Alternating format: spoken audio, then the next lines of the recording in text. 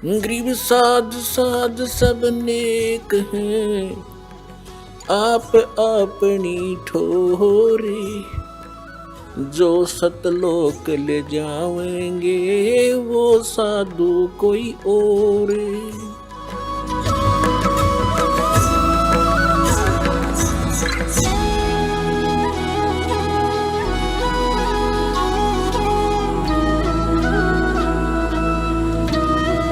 तो उस परमात्मा के पाने का, सतलोक में जाने का, परम शांति प्राप्त करने का केवल एक ओम तत्सत, ये 3 अक्षर का मंत्र है। अब इससे क्या सिद्ध हो गया कि गीता ज्ञानदाता 7वें अध्याय के 16, 17 और 18 3 मंत्रों में और 19 में एक और अलग से ज्ञान दे रहा है। ये कह रहा है कि मेरी भक्ति 4 प्रकार की करते हैं। एक अर्थार्थी, यानी ब्रह्म साधना जो किया करते थे ब्राह्मण लोग, केवल वेदों से ही अनुष्ठान करते थे। चाहे कोई किसी को का संकट निवारण के लिए, आर्त माने संकट, दुखी, संकट निवारण के लिए, और अर्थार्थी धन लाभ प्राप्ति के लिए। जैसे आजकल कोई अन्य मंत्रों से कोई अनुष्ठान करता है, ऐसे नहीं करते थे, वो केवल वेद मंत्रों से ही किया करते थे। और जिज्ञासु वो होता है जो परमात्मा पाने के लिए घर से निकला, वैराग्य हो गया, संन्यास ले लिया, जैसे भी उसने गुरु मिले उनसे ज्ञान ग्रहण करके वो वक्ता बन गया और दुनिया में प्रसिद्ध हो गया उस खिचड़ी ज्ञान से। ये महर्षि दानंद कैसे न कक्का पता नहीं था, महर्षि पाक के। तो ये जिज्ञासु था, घर से निकला था परमात्मा के लिए, आगे वो नकली गुरु मिले इनको, उन्होंने जो उसमें भर दिया उसने आगे वो बच फैला दिया। तो ये कहता तीसरे जो जिज्ञासु, अर्थार्थी और जिज्ञासु, ये रिजेक्ट कर दिया कि नहीं ये भक्त नहीं है। चौथा ज्ञानी बताया है कि ज्ञानी मुझे अच्छा लगता है, ज्ञानी को मैं अच्छा लगता हूँ। ज्ञानी किसे कहते हैं? ज्ञानी उसको कहते हैं कि जिसको ये ज्ञान हुआ कि मनुष्य जीवन बार बार नहीं मिलेगा, और मनुष्य जीवन प्राप्त करके यदि परमात्मा प्राप्ति नहीं होती इस जीवन का कोई यूज नहीं। नंबर 1। नंबर 2, एक तो मनुष्य जीवन बार बार नहीं मिलेगा, दूसरा मनुष्य जीवन प्राप्त करके यानी मोक्ष नहीं हुआ तो इसका कोई फायदा नहीं इस मिट्टी का। तीसरा, उनको ये ज्ञान हुआ कि इन देवी देवताओं की भक्ति से मोक्ष नहीं होगा, एक पूर्ण परमात्मा की भक्ति से मोक्ष होगा। तो वो इस कारण से उन्होंने अन्य देवताओं की पूजा नहीं की, वो केवल ब्रह्म साधना करने लगे। वेदों को जैसा ब्रह्मा जी ने समझा तो उसके बाद सभी ऋषियों ने ब्रह्मा जी से ही ज्ञान प्राप्त है, और जैसा उसने वेदों का अर्थ समझ में आया वही हमारे ब्राह्मणों के पास था, और जो आज तक ये कर रहे थे वो आपके समक्ष है।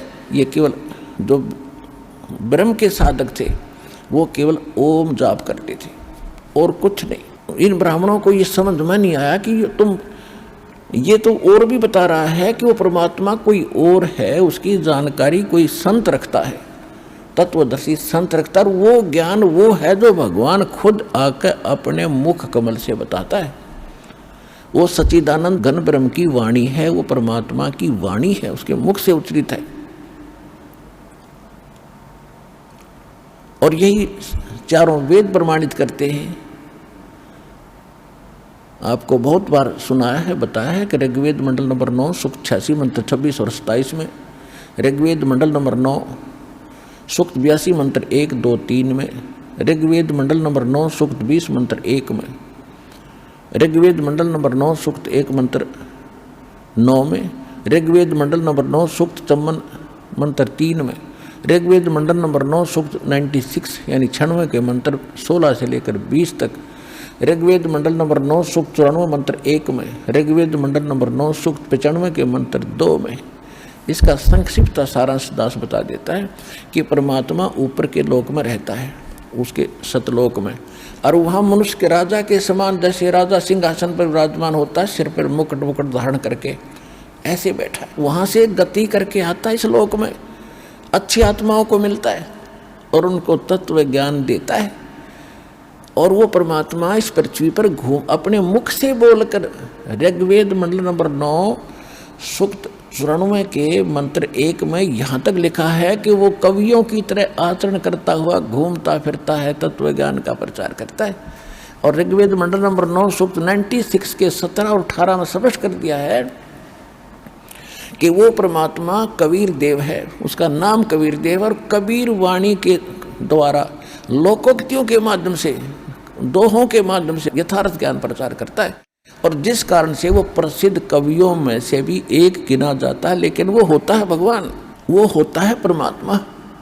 और ऋग्वेद मंडल नंबर 9 सूक्त 94 मंत्र 1 में स्पष्ट कर दिया कि वो कवियों की तरह आचरण करता हुआ अपने ज्ञान का प्रचार करता है। ऋग्वेद मंडल नंबर 9 सूक्त 95 के मंत्र 2 में ये स्पष्ट कर दिया कि वो परमात्मा जिसके बारे में पहले जिक्र चलता रहा है, वो पूर्वोक्त परमात्मा अपनी वाणी के द्वारा बोल बोल कर यथार्थ ज्ञान सुनाता है। और वो एक गुप्त मंत्रों का भी सार्वजनिक करता है, उसका भी रहस्य उद्घाटन करता है, यानी उनको प्रकट करता है। जो भक्ति के यथार्थ मंत्र है उनको भी आविष्कृत करता है। और परमात्मा ने 600 वर्ष पहले कहा था, सो हम शब्द हम जग में लाए, सार शब्द हमने गुप्त छुपाए। कहते सोहम शब्द किसी वेद गीता और आपको पुराणों में नहीं मिलेगा।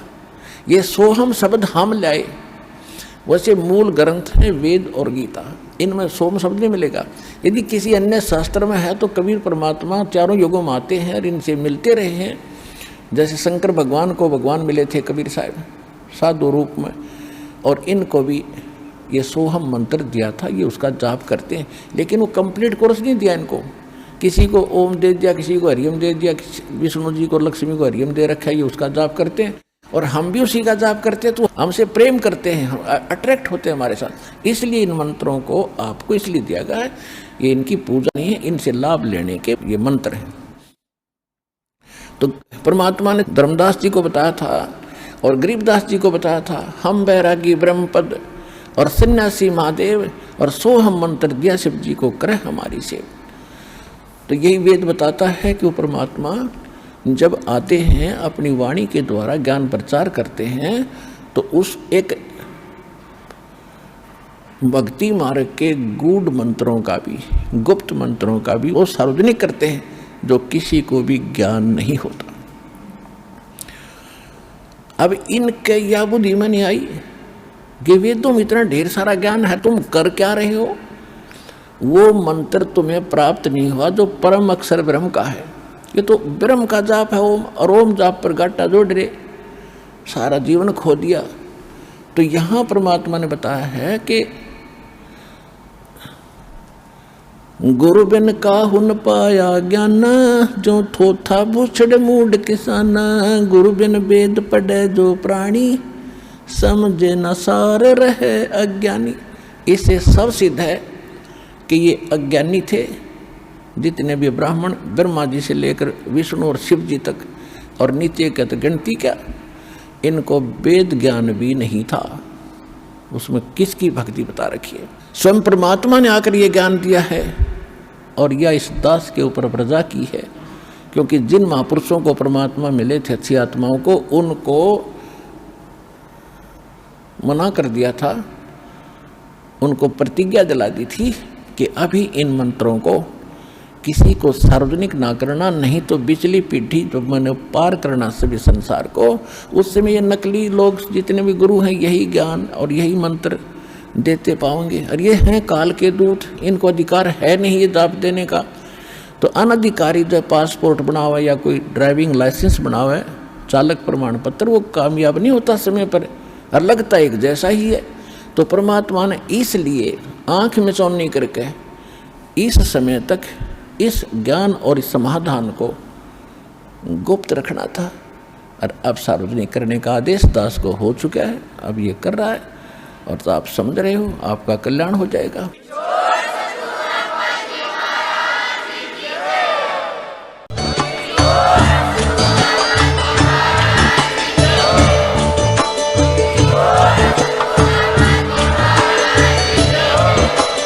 आप सुन रहे थे जगत गुरु तत्वदर्शी संत रामपाल जी महाराज जी के मंगल प्रवचन। अधिक जानकारी के लिए विजिट कीजिए हमारी वेबसाइट www.jagatgururampalji.org। संत रामपाल जी महाराज जी के शुभ आशीर्वाद से पूरे विश्व भर में 500 से भी ज्यादा नाम दीक्षा केंद्र हैं, जिन पर संत रामपाल जी महाराज जी द्वारा ऑनलाइन निशुल्क नाम दीक्षा दी जा रही है। अपने नजदीकी नाम दीक्षा केंद्र का पता करने के लिए संपर्क करें 8222880541।